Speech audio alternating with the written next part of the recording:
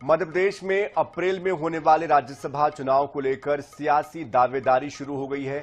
आगामी 9 अप्रैल को यहां 3 राज्यसभा सीटें खाली होने वाली हैं, जिनमें दिग्विजय सिंह, केंद्रीय मंत्री जॉर्ज कुरियन, सुमेर सिंह सोलंकी का कार्यकाल समाप्त होने जा रहा है। दोनों प्रमुख पार्टियों में टिकट की दावेदारी तेजी से की जा रही है। अब निर्णय दिल्ली से होने की संभावना है और इस बार ये देखना बेहद अहम होगा कि कौन से नेताओं की किस्मत राज्यसभा की इन सीटों के लिए खुलती है। देखिए इस रिपोर्ट।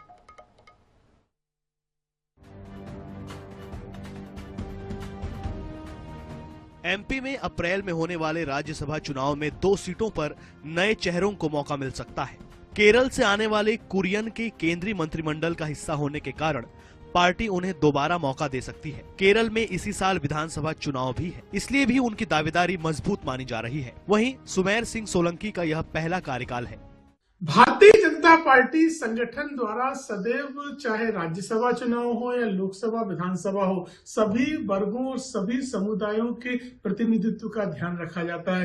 पूर्व में भी अनुसूचित जाति वर्ग से सुमित्रा वाल्मीकि जी, उमेश नाथ जी और साथ ही अनुसूचित जनजाति वर्ग से सुमेर सिंह सोलंकी जी एवं पिछड़े वर्ग के भी अन्य नेताओं को राज्यसभा में भेजा गया। जब राज्यसभा का नोटिफिकेशन होगा, प्रदेश चुनाव समिति द्वारा पैनल तैयार किए जाएंगे।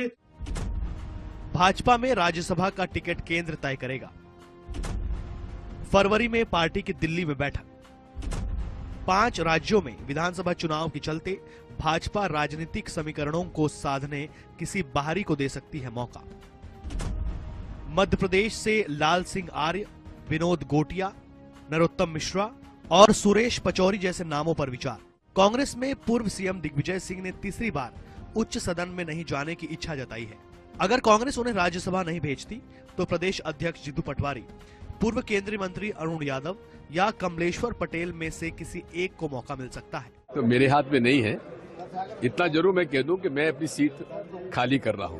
तो मेरे हाथ में नहीं है, इतना जरूर मैं कह दूं कि मैं अपनी सीट खाली कर रहा हूं। इस बार भाजपा कांग्रेस दोनों के ही नेता खुलकर दावेदारी नहीं कर रहे हैं। दोनों ही पार्टियों में अब राज्यसभा को लेकर फैसला दिल्ली से होने लगे हैं। ऐसे में देखना होगा कि किस नेता की किस्मत की चाबी दिल्ली दरबारों से खुलती है। बीजेपी हो या कांग्रेस, एमपी की 3 खाली सीटों के लिए अप्रैल में राज्यसभा चुनाव होने वाले हैं। भले ही एमपी के दावेदार कितने ही हाथ पैर मार ले, लेकिन ये बात तय है कि दोनों ही पार्टियां फैसला दिल्ली से करेंगी। कैमरामैन सनी झा के साथ अनुराग मालवी, आईनेट 24/7 भोपाल।